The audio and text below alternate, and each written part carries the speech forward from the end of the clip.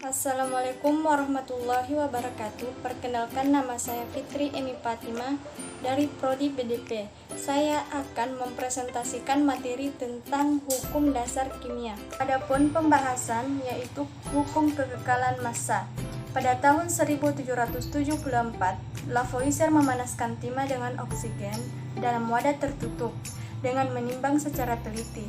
Ia berhasil membuktikan bahwa dalam reaksi itu tidak terjadi perubahan massa. Perubahan ini menjadi dasar hukum kekekalan massa, yaitu berbunyi, pada reaksi kimia, massa saat bereaksi sama dengan massa saat hasil reaksi. Dengan kata lain, dapat dinyatakan bahwa materi ini tidak dapat diciptakan atau dimusnahkan. Kemudian, hukum perbandingan tetap. Produs meneliti perbandingan massa unsur-unsur dalam senyawa. Misalkan air, berapakah perbandingan massa hidrogen dan oksigen? Bila direaksikan 10 gram oksigen, ternyata diperlukan 0,125 gram hidrogen. Sesuai dengan hukum Lavoisier akan terbentuk 10,125 gram air. Berdasarkan percobaan di atas, Produs merumuskan pernyataan yang disebut hukum perbandingan tetap. Dalam suatu zat kimia murni, perbandingan massa unsur-unsur dalam tiap-tiap senyawa adalah tetap. Selanjutnya, hukum perbandingan berganda. Johann Dalton tertarik mempelajari dua unsur yang dapat membentuk lebih dari satu senyawa, seperti tembaga dengan oksigen, karbon dengan oksigen, belerang dengan oksigen, fosfor dengan klor.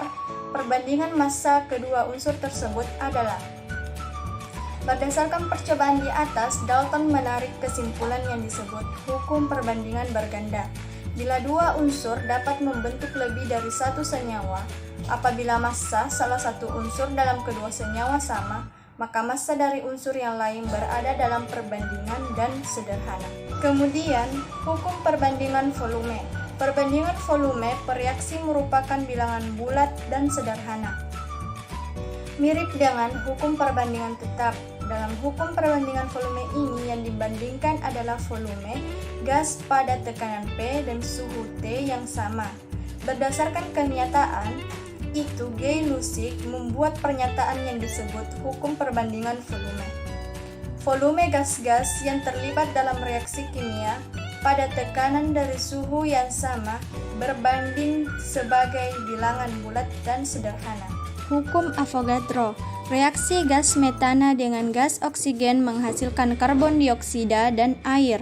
Dapat kita lihat pada gambar tersebut. Berdasarkan reaksi tersebut, Avogadro menyarankan bahwa unsur gas bukan monoatom tetapi poliatom. Avogadro ini sangat tertarik mempelajari sifat gas dan membuat dugaan sementara yang dapat disebut dengan hipotesis Avogadro. Pada suhu dan tekanan yang sama, semua gas yang volumenya sama mempunyai jumlah molekul yang sama.